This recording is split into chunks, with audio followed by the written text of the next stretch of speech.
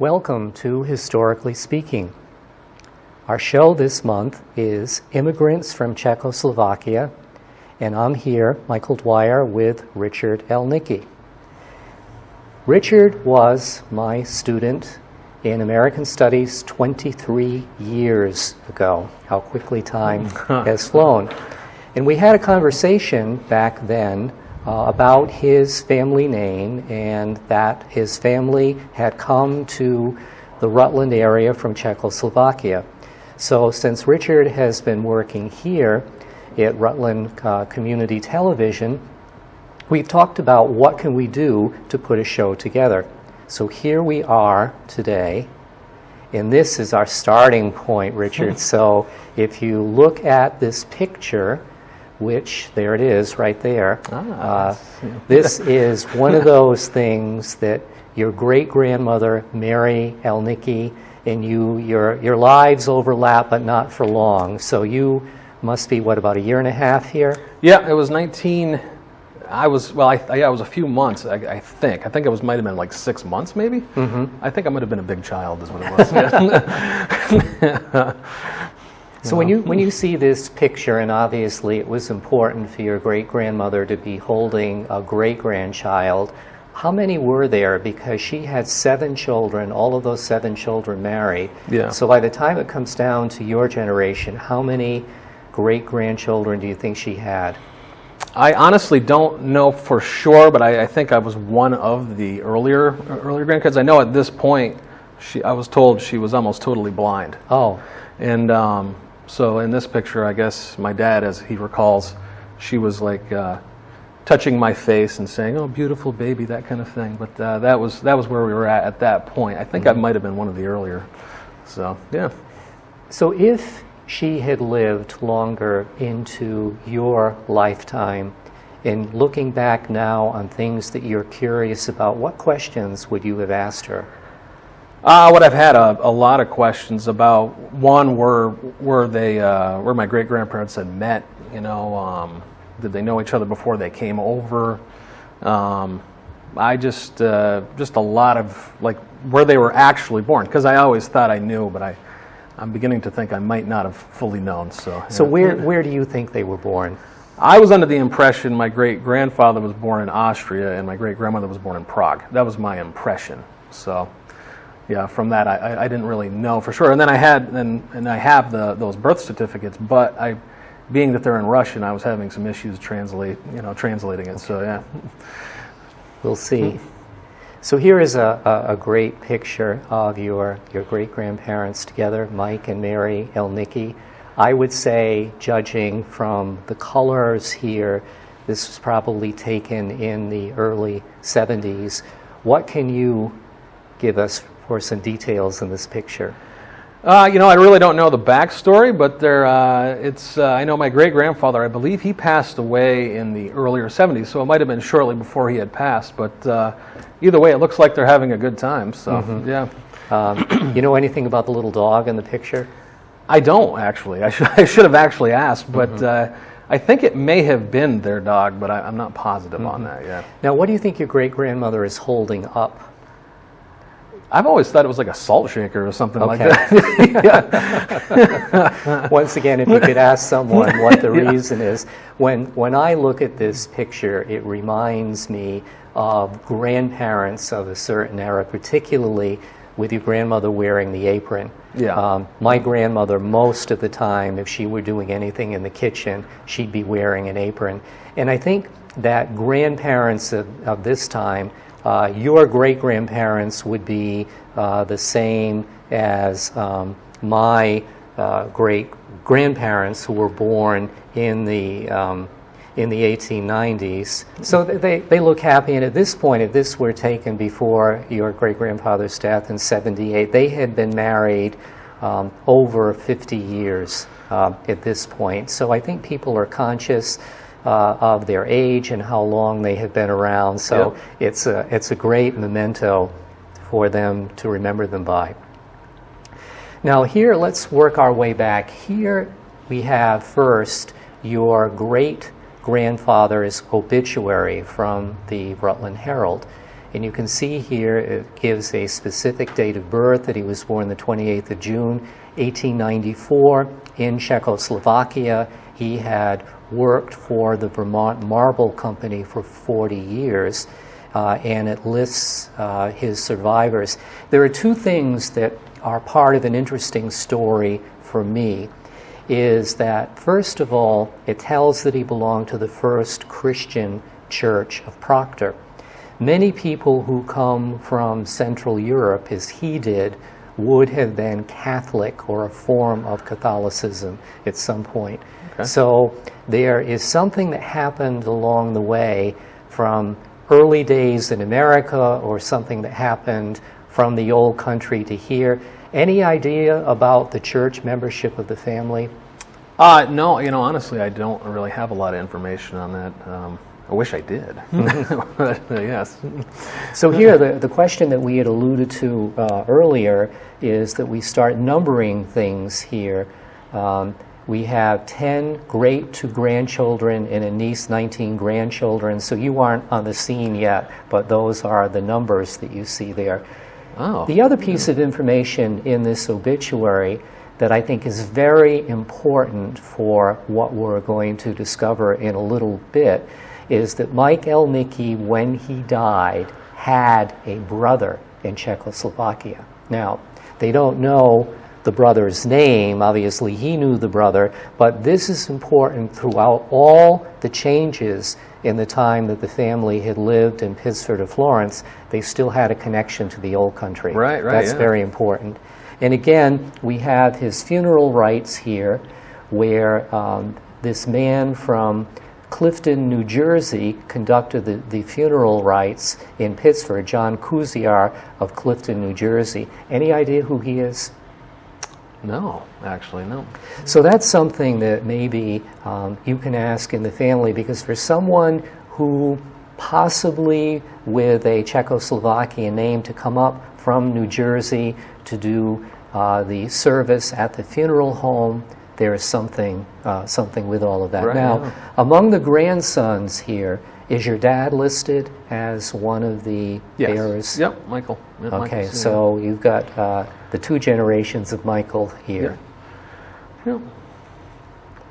Now here is your great-grandmother's obituary, and once again we have some specifics here, that she died at home, that she was born in Czechoslovakia, Valentine's Day, 1895.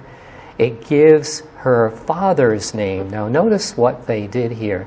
Daughter of Mr. and Mrs. James Parshnuhans. Now I'm murdering the name, I'm sure, but how many people are going to be out there to correct us? You know, if you say it once with authority, no one would question it. There are a couple of things that aren't exactly accurate here, but when people get to composing obituaries, they are under stress. They have to pull things together in a timely way. So not all of the information at people's fingertips may be accurate. So, for example, here it says that she moved to America in 1910. That's off. And that she married Michael Elnicki in 1913. That's off. And it says that she lived in Florence and Pittsford since that time. That's off. So in 3 lines, you've got 3 not huge errors, but the information is a little bit fuzzy. As you can see here, once again, this mentions that she belongs to the Independent Christian Church of Proctor. And you know where they're buried, don't you? Oh, and yeah, I do actually. Yes. Yeah. Originally, I had told you where I thought they were, but I know where they're buried. Yeah. So they're buried in the South Street Cemetery, and there's somebody next to them or with them that's probably a relative. So next time or whenever you go to the cemetery, you have to figure out. I suspect that they're related to your great-grandmother, but since where people were buried were so important to people of that generation, they probably got a deal on a number of lots, and there are 2 stones in close connection to one another. In preparation for our show today, you sent me some pictures that were in the family. So here is Mary, your great-grandmother, in the 1940s. So without context here, why do you think this picture was taken? It seems as though it would be for like a professional document of some kind, so that's what it looks like to me. Yes, and you're absolutely right, because this would be part of her citizenship application, and you found this book here. So tell us a little bit about this and why you kept it, or someone in your family kept it. Well, my grandmother, I had reached out to my grandmother to see what she had around, and this was one of the things. And I thought this was pretty cool because her name's written in the book, and you know, it's just you know, it's how to become an American citizen. And I know she didn't become a full naturalized citizen until later on, which I realized from other things that I found. But I just thought it was a really cool piece because it's like the foundation of, you know, becoming a citizen. And what I've discovered in tracing immigration stories is that people who are applying to become American citizens often have a better understanding of U.S. history than people who take it for granted or don't. And these are the things that people would have to commit to memory. And in the next slide here, I have Mary's actual citizenship application here. And this, she became a citizen in 1943, which is considerably after her husband. There is the picture again that you saw that's part of this. And this is pretty extraordinary because in the 20th century, particularly from World War I onward, citizenship requirements changed, because prior to that, in the early 20th century, if a man became a citizen, his wife became a citizen. But in World War I, with a lot of fears of foreign infiltration and all of that, the person, if someone married a non-citizen, they lost their citizenship. So you'll see that your great-grandfather became a United States citizen in the 1920s. So Mary is following up on her own all those years later. And you had mentioned to me in one of our earlier conversations that there is a cassette tape that someone made of her, yes, with her telling a story. But what language is it in? I was thinking, well, I was thinking it was Czech, the Czech language. I didn't know for sure, but my grandfather's translating it on there for, she'd say something, he translated. It was quite fascinating, actually, to hear her voice. So, do you remember any details from your grandfather's translation of that? It wasn't, it was just, I think it was like just post New Year's, so they were just talking about food and what have you, so it was pretty much a general conversation, but just to hear it was quite fascinating, and the fact the tape was still kicking was something too. 1973, I figured the tape would degrade, but it was hanging on, so yeah. Good opportunity to get it digitized. I need to get it digitized, definitely, yeah. Now this is the actual petition for naturalization that you see here that has a whole lot more information on it. So this tells us specifically where she was living in Florence at the time in 1895. Now if you notice here, she claims in this petition that she was born in Hungary. We'll talk about that in a moment. Interestingly, this tells us that she and your grandfather were married in Passaic, New Jersey on the 3rd of June, 1916. And this lists here their 7 children. And your grandfather's eldest brother, Charles, was not born in Vermont. He was born in Breckenridge, Pennsylvania. And we're going to see that in later census enumeration, sometimes people aren't accurate. But in a document like this, you're swearing that this information is accurate to the best of your ability. So you take pains to make sure it's right, because you don't want anyone to say, oh, your citizenship is going to be invalid because you didn't fill out this information correctly. So we have an association with Hungary here. So if it says Hungary on this naturalization record, how do we dovetail that with Czechoslovakia? Well, you know, you figure it's in a region. Yep. So maybe there was more Hungarian immigrants that they could... Well, this is where in Central Europe you really need a geography course to understand what's happened. So in fact, your great-grandparents were not born in Hungary. They were not born in Czechoslovakia. They were not born in Austria. They were actually Slovaks. And what we now know happened in the last 30 years is the Austro-Hungarian Empire, up until World War I, took in most of Central Europe. Hungary had its own autonomy, so the Emperor of Austria was also the Emperor of Hungary.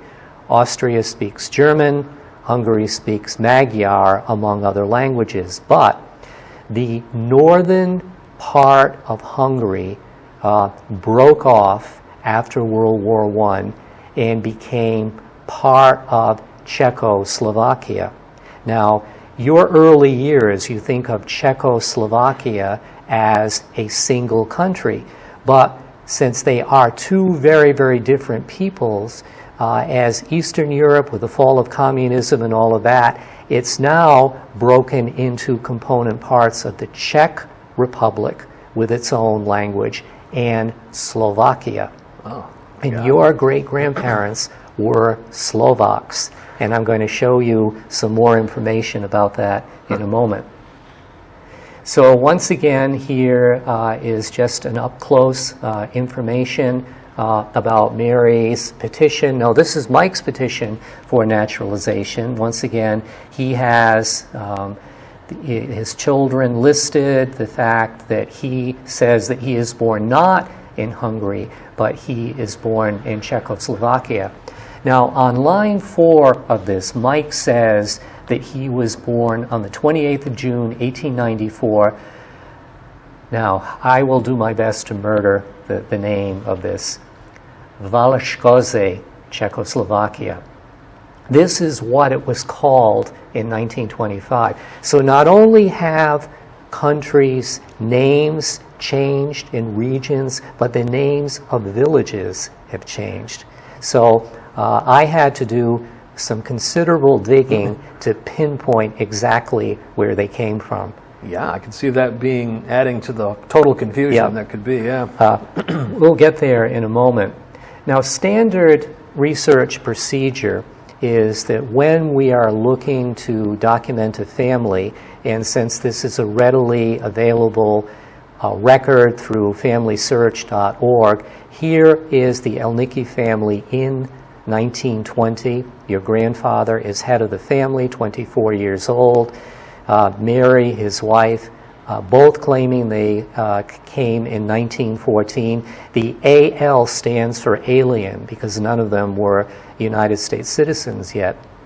You notice moving to the columns on the right, you see Czechoslovakia. It was such a new country. In the aftermath of World War I, they didn't even spell it correctly. You have Charles, who is 9 months old. Now, they put here that he was born in Vermont. Now, why does it say Vermont here? And we know from the naturalization records he was born in Pennsylvania. What I often think is someone might have come to the house. I don't think your great-grandmother knew any English at this point. They see a baby, and they assume the baby is born in Vermont. Interestingly, you have a cousin here named George Elnicki, who is 48 years old, who also comes from Czechoslovakia. So once again, it's part of a family network that eventually someone may remember who George was. And George is clearly a generation older than Mike. So when you find out who George is and what happened to him, you may get more clues to the extended family. Wow. Here they are in 1930, their family growing. So Charles, Mike, Anna. Now, it looks like Meter, son, that can't be right. Meter and Melko. Any idea what Meter is? Meter, I am not. But Melko you talked about. Right, yes, I did. Yeah, And that one. is Melko, they say it's a son here, but I thought you said Melko was a daughter. A daughter, yeah. It was a daughter. She moved, as far as I know, she moved to New Hampshire, and I believe she had a couple kids in New Hampshire, but she wasn't like closely affiliated with Vermont. Once she left, she kind of left. I think she was 18 when she left. Yeah. So they're living in Florence, of course. He's still working for the Vermont Marble Company. They're renting, and they're paying $14 a month rent. Oh. Not a lot of money, but wages weren't very, very large at the time. Now, this is a very interesting thing that I want you to note here. There were, by 1940, about 100 people born in Czechoslovakia that lived in Rutland County. Most of them are living in Florence. Most of them had been employed by the Vermont Marble Company.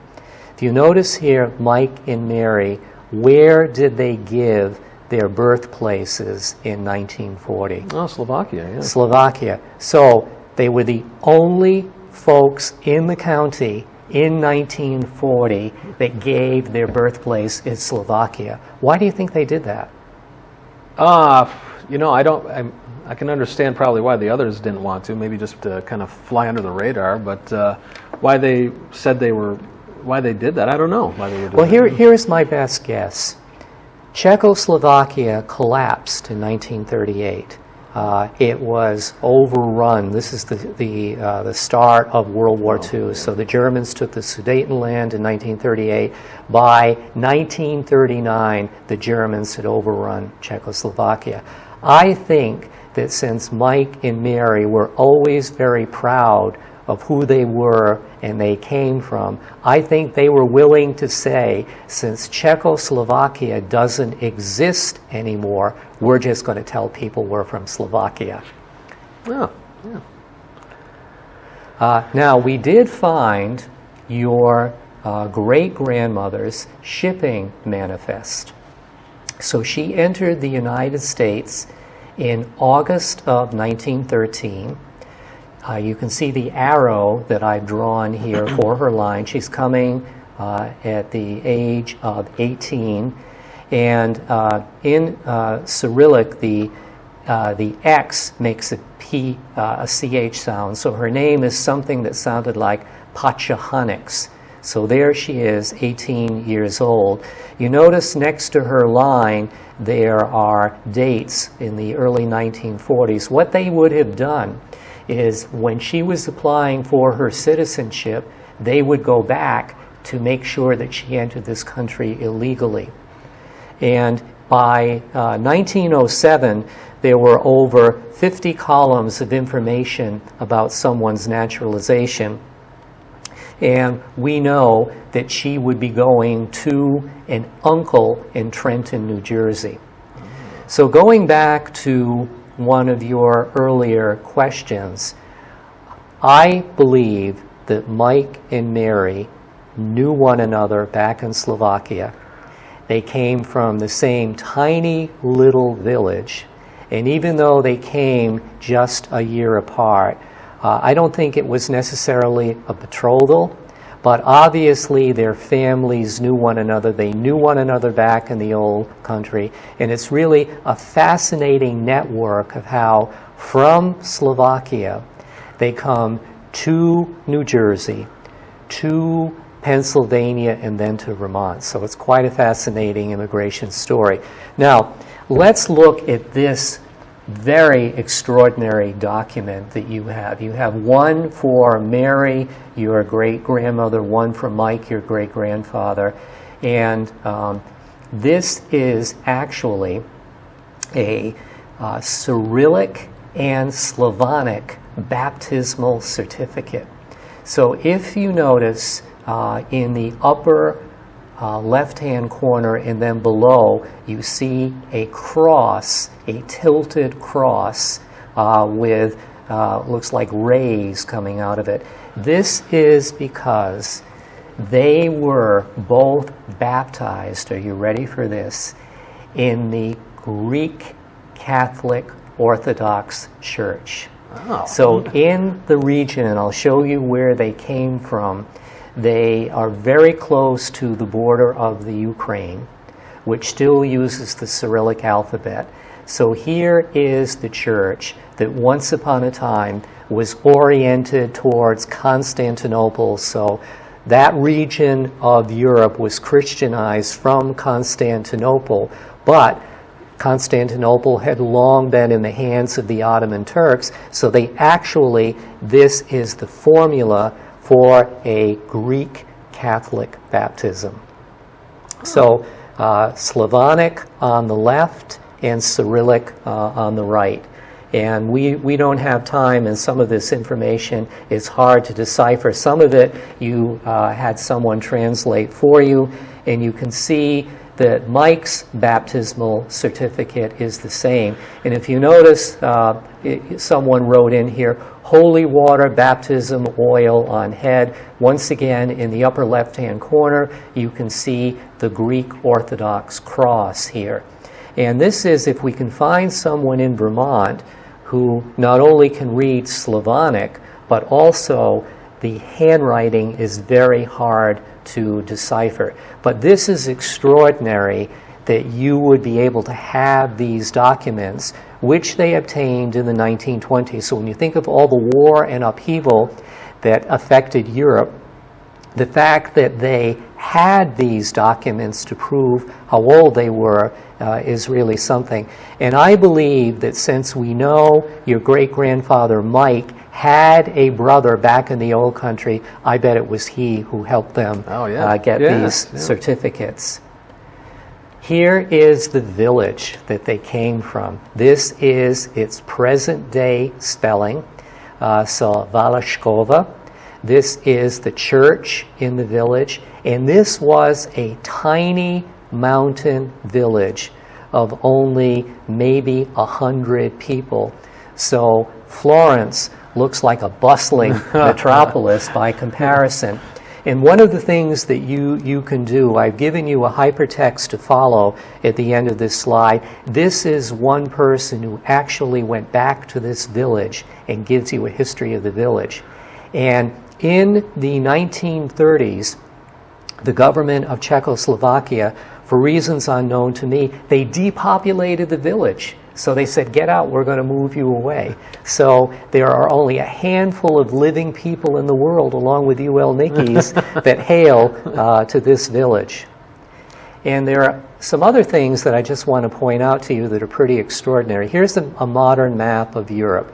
So the little red bubble is the spot that marks the village.